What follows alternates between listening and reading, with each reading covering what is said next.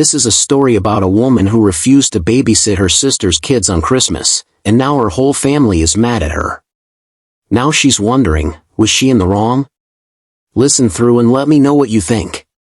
I've always been the type of person who keeps the peace, especially with family. I'm the one who steps up when things get tough, always putting others' needs first. But this Christmas, I hit my breaking point.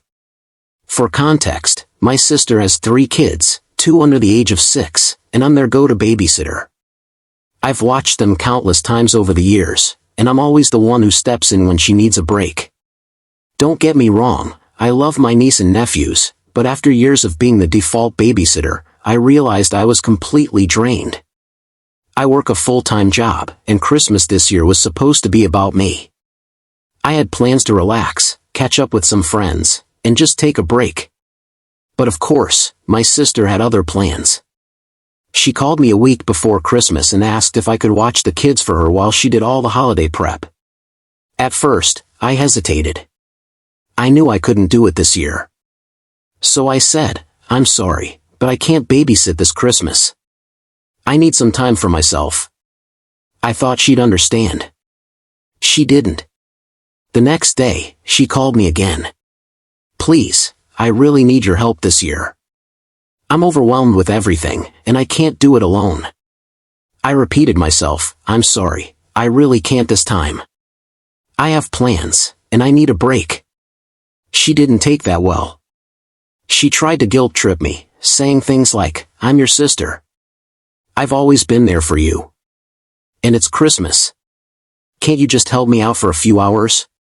But this time, I wasn't backing down. I had said no, and I wasn't going to let anyone make me feel bad for it. This wasn't about me being selfish. It was about me finally putting my own needs first. And that's when the fallout started. Christmas Eve came, and I was fully prepared to enjoy a quiet night. My living room was set up with snacks, and I was planning on binge-watching some shows and maybe even having a glass of wine or 2. I was looking forward to it, honestly. But then, at around 7 p.m., my phone buzzed with a text from my mom. "Can you come over? Your sister really needs help, and you're her only option." I stared at the message for a moment, trying to decide if I should respond. I didn't want to deal with this anymore. I had made my boundaries clear. I was firm about not babysitting this year. But there it was, the guilt again. My mom wasn't one to play the guilt card often, but when she did, it hit different. Still, I knew I couldn't go back on my word. I didn't owe anyone an explanation. I typed back, "I already told her I can't. I need this time for myself." Mom replied quickly, "She's at her wit's end. It's just for a couple of hours. Please, just help her out." At this point, I was starting to feel frustrated. The same line was being repeated, "just a couple of hours." But I knew what that meant. Once I agreed, they'd expect me to keep doing it, and I'd never get a break. I wasn't going to let that happen. I decided to call my mom instead of texting. I wasn't going to leave this open for interpretation. "Hey, Mom," I said when she picked up, trying to keep my tone even. "I've already said no, and I'm not changing my mind. I need this time. If I keep giving in, I'll never get any space for myself." There was a long pause before she responded. "I get that, I do.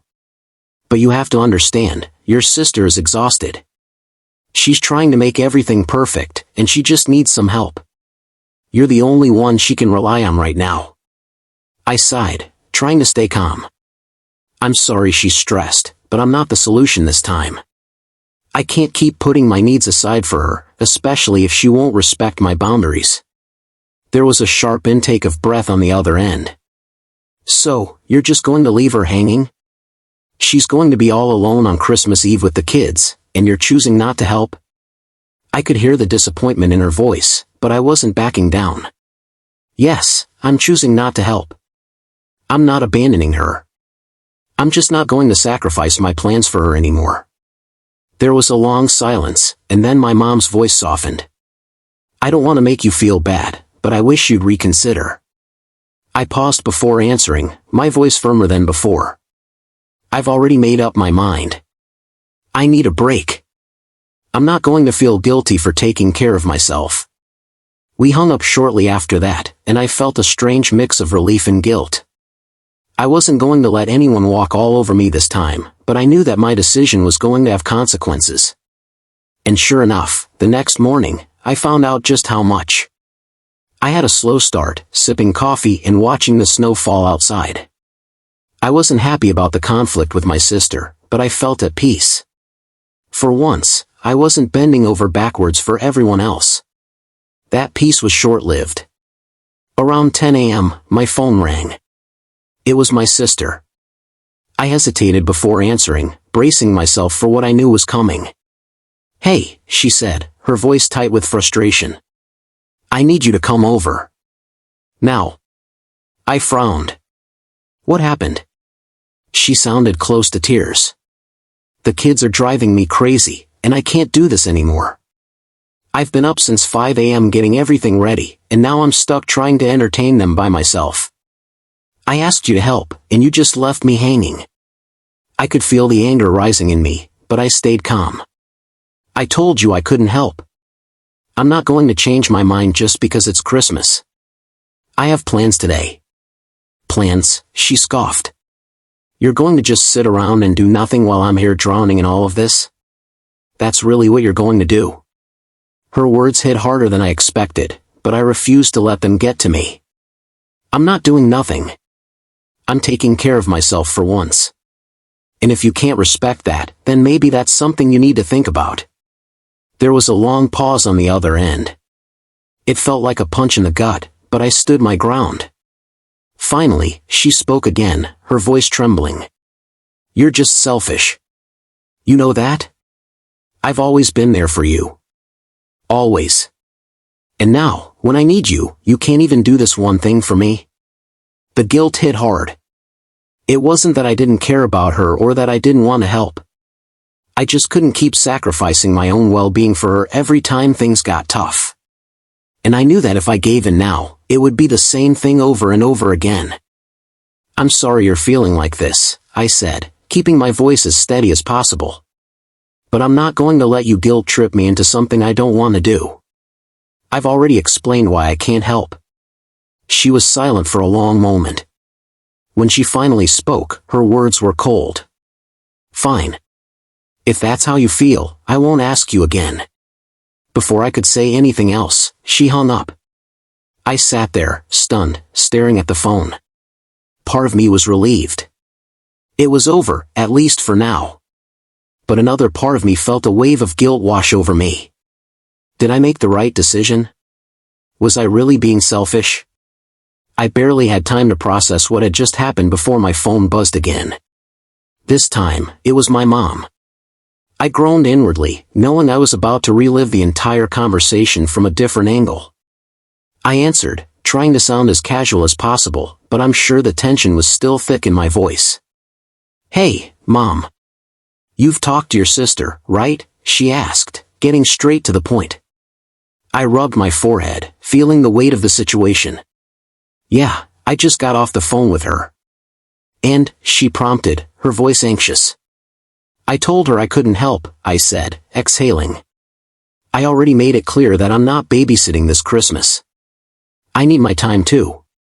There was a sharp intake of breath on the other end. "You really aren't going to help her? It's Christmas, for God's sake." I felt a surge of frustration. "Yes, Mom. I'm not helping. She has 3 kids, and I'm not going to drop everything just because she's overwhelmed. I've helped her out so many times before, but this time I need to be firm. I can't just keep putting myself last every holiday." There was a long silence. And then, in a defensive tone, my mom replied, "Well, you know, I'm too old to be running around taking care of little ones all the time. I can't just drop everything and babysit like I used to." I was taken aback by her response. "Wait, are you seriously saying you can't help because you're too old? I thought you wanted me to be the one to help her out. Why don't you help if you think she needs it so badly?" I could almost hear her stiffen on the other end of the line. "Well, I've already done my part. I'm not in the same shape I was when I was your age." I've raised my kids, and now I'm letting you step up. I can't keep running after toddlers all day. I'm old, for heaven's sake. I couldn't believe what I was hearing. So, it's fine for me to sacrifice my time, but you get a pass because you're old? That doesn't seem fair, Mom. She didn't respond right away, and for a moment, I wondered if she was actually going to process what I said. But then she spoke again, her voice rising. It's not about being fair. It's about family. She needs help, and you're supposed to be there for her. You can't just say no and leave her hanging like this. This is a family crisis, and you're being selfish. I held my ground. I'm not being selfish. I'm being realistic. I've done enough for her, and I'm not going to burn myself out again. I've set my boundary, and I expect you to respect that. I've given enough, Mom. Maybe it's time for someone else to step in, and maybe you can start by helping, if you really think she's struggling so much. Mom let out a sigh, clearly frustrated. You don't get it. It's not that simple. I braced myself, knowing Mom was about to hit me with something big. I could hear the tension in her breathing before she finally spoke. She's been having a really hard time lately, Mom said, her voice suddenly lower, more serious. She and Mark have been fighting. He might be leaving her. I blinked. Wait, what? Since when? Mom sighed. She hasn't told you because she doesn't want people to know, but it's been going on for months. And now, with Christmas and the kids, it's all piling up. She's exhausted, scared, and she's trying to keep everything together. And here you are, refusing to help. A wave of guilt tried to creep in, but I pushed it back. I had to stay logical. Mom, I'm sorry she's going through that, but that doesn't mean I have to step in as a second parent. That's his responsibility, not mine. And honestly, if things are that bad, maybe she should have told me instead of just demanding help. Mom exhaled sharply. You don't understand. You don't have kids. You don't have a family like she does. You have time, but you don't want to give it. That hit a nerve. I clenched my jaw. Mom, just because I don't have kids doesn't mean my time is less valuable. And it doesn't mean I have to be a backup parent whenever my sister needs a break. She scoffed. So that's it? You're just going to sit alone on Christmas while your sister is drowning? I sighed. I'm going to enjoy my Christmas the way I planned. I'm not responsible for fixing everyone else's problems. There was silence on the other end. I knew she was fuming, trying to find another way to make me feel guilty. And then, finally, she delivered her final blow. Well, she said coldly, I hope you're happy with yourself. Because when you need family one day, don't be surprised if no one picks up the phone. That one stung. But I swallowed the hurt. That's a real nice thing to say, Mom. Merry Christmas. And with that, I ended the call. My phone buzzed. I already knew who it was before I even looked. Sister texted, wow. Mom just told me what you said. I can't believe how selfish you're being. It's Christmas, and you'd rather sit alone than help your own family? I exhaled through my nose, my grip tightening on the phone. I wasn't even surprised. Mom had clearly wasted no time running to my sister, twisting things just enough to make me look like the villain. Another text came through. I hope you know you're ruining Christmas for everyone. The kids were so excited to see you. But I guess your alone time is more important. That one hit a nerve. She was using the kids now? Classic move. I took a deep breath and started typing.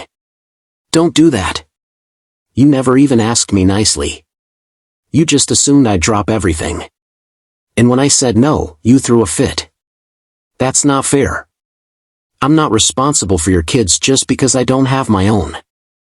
A few seconds later, the typing bubbles popped up. She replied, I assumed you'd help because that's what family does. But I guess you don't care about family. That was it. I was done. I texted her, I do care. That's why I'm setting boundaries. You don't get to guilt trip me every time you don't want to parent your own kids. If you need help, ask nicely. If someone says no, respect it. Merry Christmas. I hit send, put my phone on silent, and tossed it onto the couch. I sat there, waiting. Would she keep arguing? Would she finally drop it? I didn't know. But what I did know was that, for the first time in a long time, I wasn't letting myself be walked all over. After putting my phone on silent, I flopped onto my bed, exhausted from the pointless back and forth. I wasn't even mad anymore. Just tired. Tired of always being expected to drop everything. Tired of feeling like the bad guy just because I had boundaries. I closed my eyes, telling myself I'd take a short nap just to clear my head. And then, bang, bang, bang. I jolted awake, my heart pounding. For a second, I was disoriented. How long had I been asleep? Was I imagining things? Bang, bang, bang. Nope. That was real. I groggily got up and stumbled toward the door, rubbing the sleep from my eyes. As soon as I opened it, my stomach sank. There she was. My sister.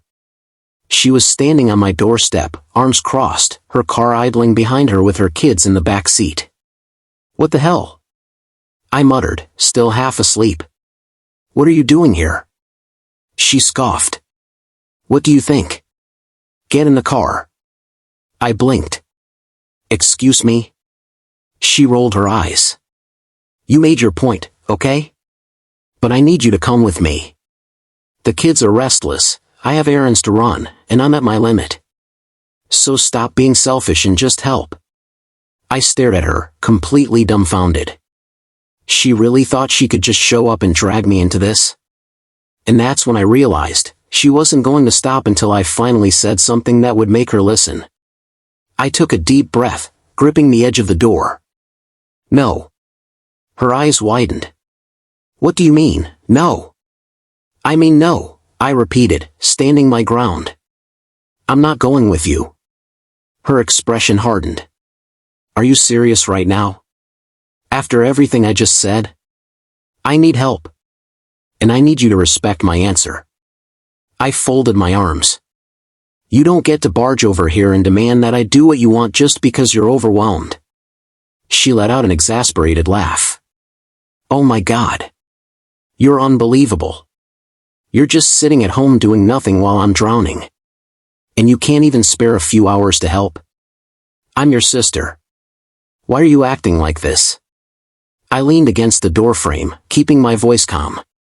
Because I'm not responsible for your kids. Because I don't owe you my time. And because I already told you no. And you still don't get it. She threw her hands in the air. So that's it? You're just going to sit here, alone, while your family struggles? I stared at her. Yes. For a moment, she just stood there, mouth opening and closing like she wanted to argue.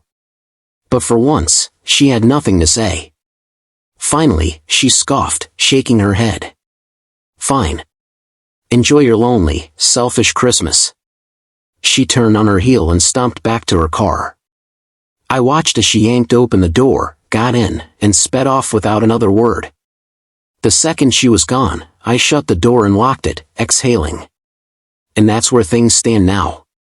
Christmas came and went, and honestly, I had a great time. No stress. No last-minute babysitting. No dealing with my sister's demands. Just peace and quiet. Exactly how I wanted it. Of course, my phone blew up with passive-aggressive messages from my mom and a couple of other relatives. Stuff like, it wouldn't have hurt you to help out, and family is supposed to be there for each other. My sister, on the other hand, completely ghosted me. Not a single word since she drove off, and honestly, I'm okay with that. I don't regret standing my ground. I don't regret choosing myself for once instead of being guilt-tripped into responsibilities that were never mine to begin with. But still, part of me wonders, was I too harsh? Could I have handled it differently? So, Reddit, am I the a-hole? She did nothing wrong. Saying no isn't selfish, it's setting a boundary. Her sister just assumed she'd cave, and when she didn't, she threw a tantrum. That's not the OP's fault. Family doesn't mean unlimited favors, and helping out should be a choice, not an expectation. She enjoyed her Christmas, and that's what matters. But what do you think? Let me know in the comments.